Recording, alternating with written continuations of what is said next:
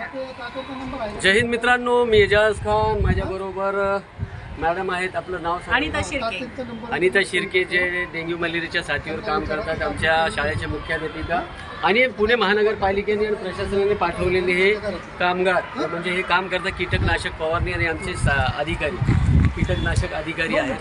जसे की आम्ही काल तक्रार दिली होती की इथे विद्यार्थ्यांना ही बाधा झालेली आहे डेंग्यू मलेरियाची. त्याच्या मागं येऊन पाहिलं, बघा असं असतं इथे. हे डेंग्यू मलेरियासारखे हे बघा इथे औषध टाकलं आहे. हे बघा ही मच्छर असतात, हे असे मच्छर असतात. हे पहा, हे डेंग्यू मलेरियाचे मच्छर. टाकी पण उघडी तर हे असे मच्छर असतात.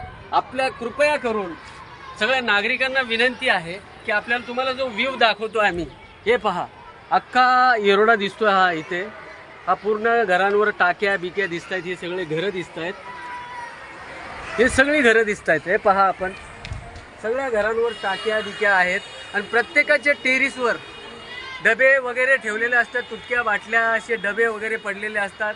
कुठल्या टाक्या ओपन असतात, त्या टाक्यामध्ये साफ पाण्यामध्ये हे डेंग्यू मलेरियाचे मच्छर त्याच्यामध्ये आपला वास करतात आणि तिथून ते इफेक्ट करतात लोकांना.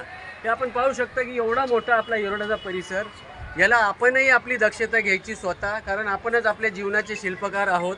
त्यामुळं आपणच हे काम केलं पाहिजे की आपल्या घरावरचे जे भांडे आहेत, जे रिकामे भांडे, ते उलटे करून ठेवा. पावसाळ्याचं पाणी त्याच्यात जमा होऊ देऊ नका, जेणेकरून डेंग्यू मलेरियाचे मच्छर त्याच्यामध्ये आपला वास करणार नाही. अंडे जे टाकतात तर ते टाकू शकणार नाही. प्रत्येकाने आपल्या आपल्या घरावर गप्पी मासे आणावेत. गप्पी मासे मिळतात, ते आणून आपल्या आपल्या टाक्यामध्ये टाकावे, जेणेकरून ते गप्पी मासे जे आहेत, डेंग्यू मलेरियाचे जे मच्छर असतात, त्यांना ते गिळून टाकतात. त्यासाठी आम्ही तुमच्यासमोर आलेलो आहे या व्हिडिओच्या माध्यमातून. प्रथमतः आम्ही पुणे महानगरपालिकेचे आभार व्यक्त करतो. त्यांनी आमच्या तक्रारी येऊन लगेचच त्यांनी दखल घेतली आणि इथे येऊन हे युद्ध पातळीवर त्यांनी ते काम सुरू केलेलं आहे. आता मी तुम्हाला दाखवतो की आपल्या परिसरामध्ये भाविक जे असतात, ही इथे आहे मस्जिद एक, तिथं आहे ती 2 मस्जिद, असेच आहेत बरेचसे मस्जिदी आहेत, मंदिरं आहेत, गुरुद्वारे आहेत, चर्च आहेत. तिथे जास्त करून भाविक येतात. तिथं हा जो उपक्रम राबवायचा ते आपापल्या टेरिसवरती त्यांनीही अशा प्रकारचे भांडे बिंडे जे काय असतील त्याला ते काढून टाकावे. त्याच्यामध्ये पाणी साचलं नाही पाहिजे.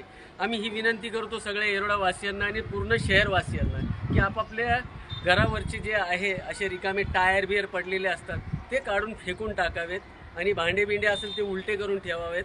ही आपणा सर्वांना नम्र विनंती. पुन्हा एकदा पुणे महानगरपालिकेचे आम्ही आभार व्यक्त करतो. जय हिंद, जय महाराष्ट्र, जय संविधान.